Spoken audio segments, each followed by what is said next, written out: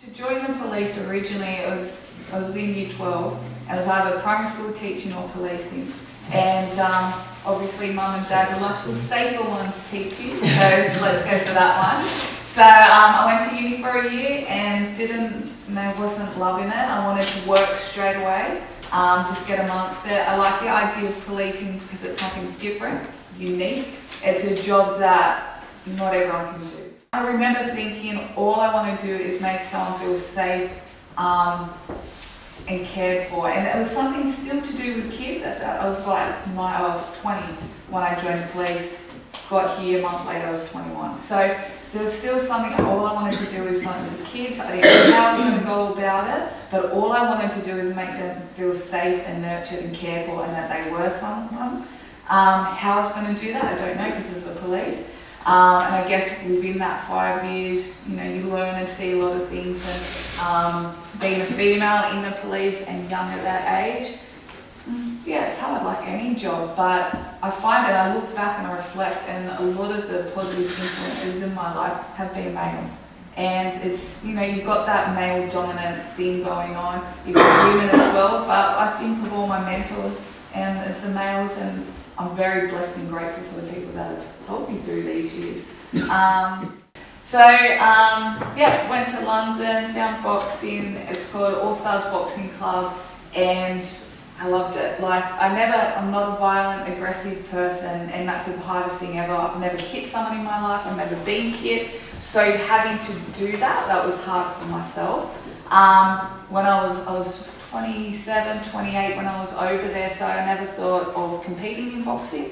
That was too old, never done the sport, so I thought I'll train with the amateurs because I was thinking I'd become a coach. So I'd learn and understand what they went through, so kind of practice what you preach when I was to become a coach. So I trained with the amateurs, ended up having my first fight, and just that self-growth within myself taught me a lot. And I started doing I was a warden for Westminster City Council and worked in one of the really tough areas. So I just started doing more community work, and I was combining the two, and that's how I was finding my passion and my love for kids and boxing and what it did for me. I believed in at 100. So I was looking at that transition age from primary school to early high school, and I focused on 6 young Aboriginal girls. And it was quite funny because that's when I came back from London, and I remember with them when they were here, and now they're like young adults, and they're like, Renee, and I'm like, oh, I remember you. So it was nice that they remember me from when I was youth liaison officer back in 2011. So that positive interaction helped me to the current time. So those girls, they're, it's not so much that they're in trouble in any means criminally. It was more they're at risk, and it's like, what can we do to, and that's where the boxing came in, what I thought, the self-worth, self-confidence. Just little things that we take for granted, we need to build up on that. And that's why I started the boxing, started working with them, and I'll touch on that again soon, but that's developed and it's gotten bigger as well, which is great. So now my main focus was, I'm dealing with more and more girls, mental health, and then I was like, well, I don't want to I originally kept it small because of the problems that they need focus and attention a bit more. So as time went on, we got more girls with mental health issues, worthiness, not going to school. Self-harm is very, it's happening a lot with our young ones, and when I say young ones, it's like 12, 10.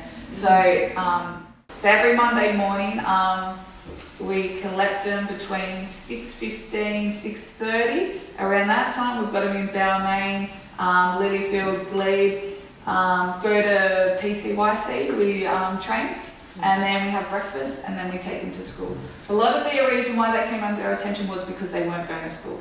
So we've got, a young one, she's in primary school, and so now the older girls from who we started with originally, their little siblings are coming along, and it's amazing. So that's what we need, and now the older ones who have been in it for a while are now acting as mentors.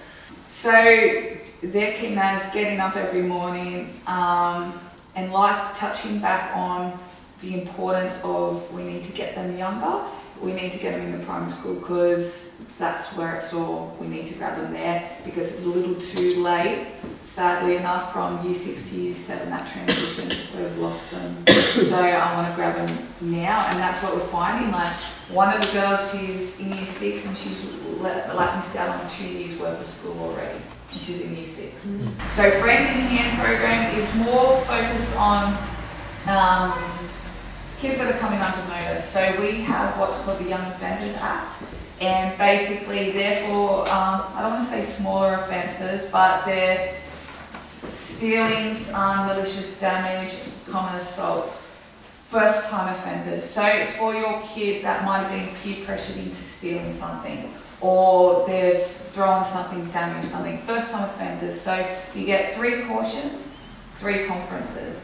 So a caution is, say, you have to admit to the offence. It's an alternative to going through the court system. It prevents them from getting a criminal record. So for the caution, we get the kid to come in and their support person. And how I run my caution is that they have to talk about it. So it's out of their words. They're talking out loud, taking responsibility. Actions have consequences. So sometimes you get a kid and they go, yeah, I walked in, stole it, left. Cool, very descriptive, thank you. So I get them to think, so it's about self-reflection as well. So okay, be more descriptive. Who were you with? What were you doing? How were you feeling? Was it planned? So as they talk through, I like break it down. And at each point, vital point, I then say, okay, what were you feeling? What were you thinking? Okay, what could have you done at this point in time? Blah, blah, blah. So we have like this 2-sentence, now it's a narrative, an essay, and it's about talking out loud, taking, that's 1 second decision to take that has led you here where you could have done this, this or that. So, you know, you get your minor offences to your bigger offences, and it's again talking out loud, taking responsibility. Not only did you affect you today, you've had to come in during your school holidays to sit with me for an hour, listen to a lecture. Mum's had to take the time off work. You know, you've had the original interview, you've had the date of the event, all because you chose just for the hell of it to take that. So again, making them think their actions have consequences. So they get 3 of those, and then conferences are more or less the same, but the victim can attend if they like. So then they have to front the victim.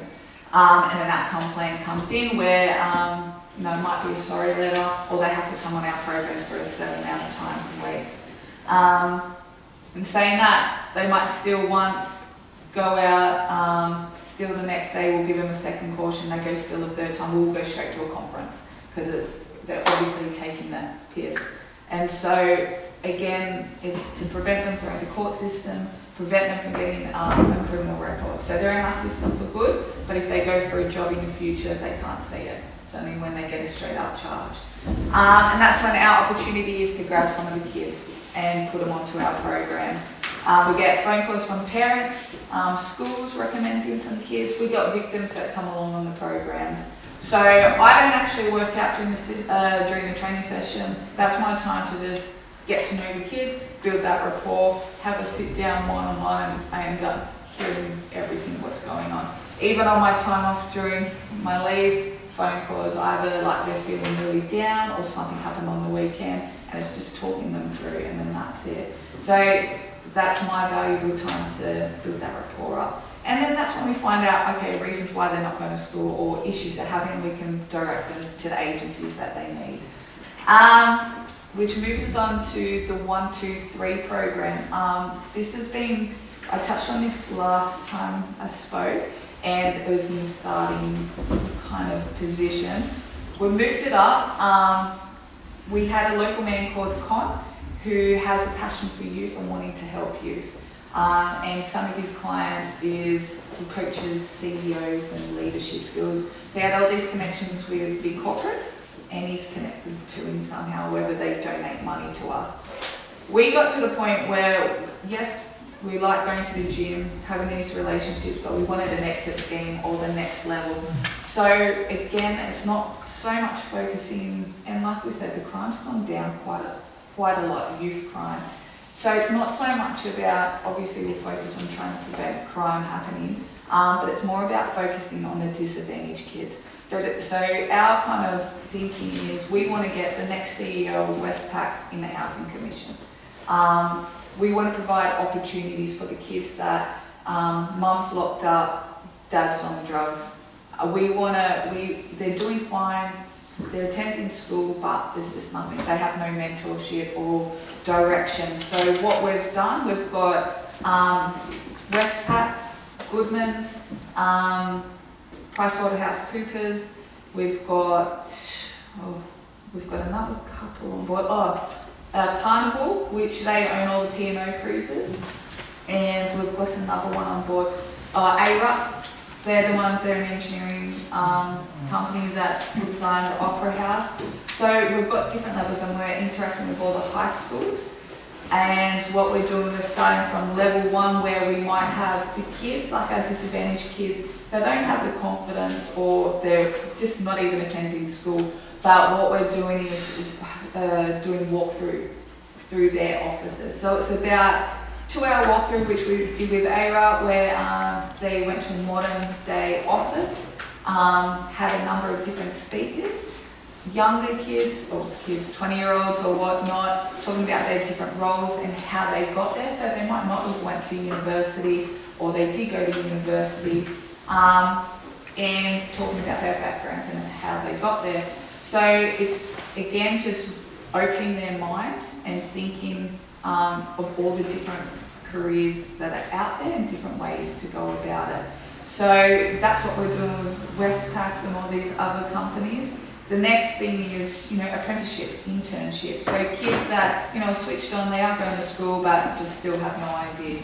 So that's what we're doing. We're creating that, and then hopefully have kids going through there and having work experience or work placement, getting a career out of all these different careers, companies, corporates.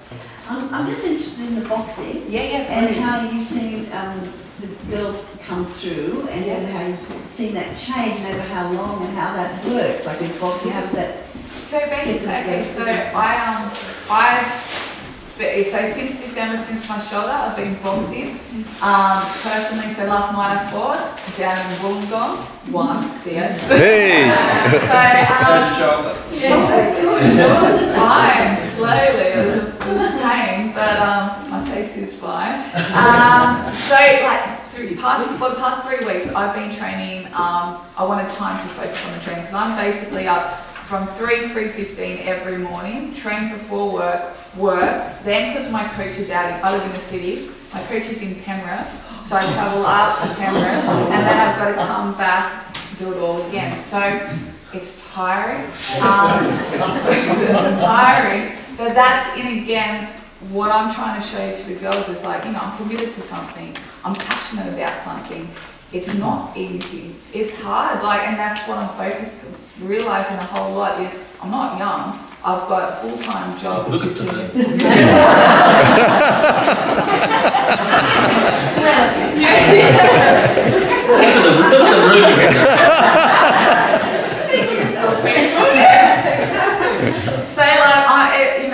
working full-time. Boxing in itself is a full-time and emotional ride, physically, mentally, and emotionally.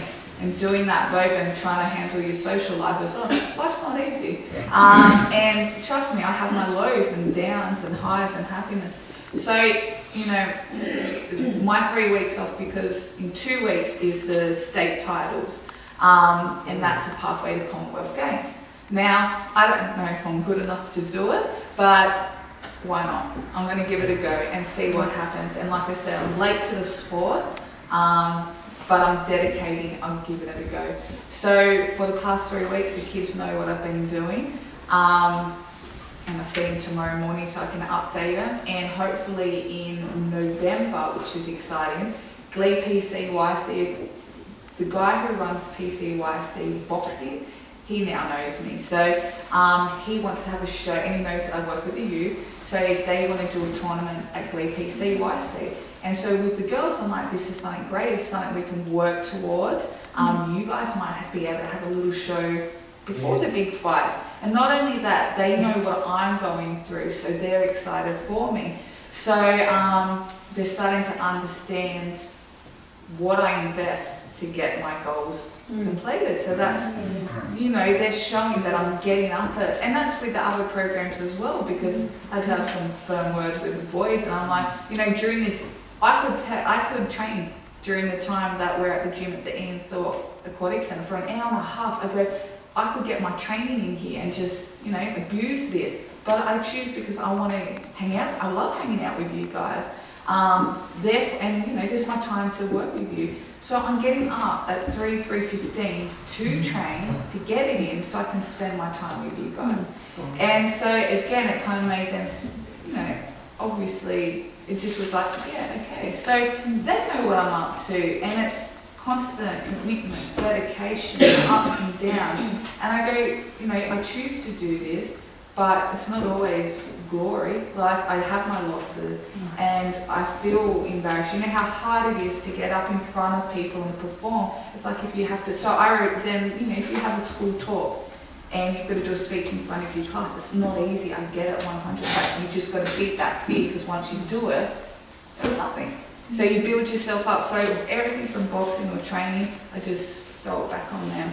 And that's how it works. And when they're doing the fitness, like, it's simple little things, like you throwing a jab and they get frustrated. I'm like, it's not going to happen overnight. It's repetition, it's practice. So don't get frustrated. Think about how you're feeling right now. Breathe, relax. So if you're at school and you're starting to fire up or get frustrated because you can't answer a question, calm down. And then you go through it.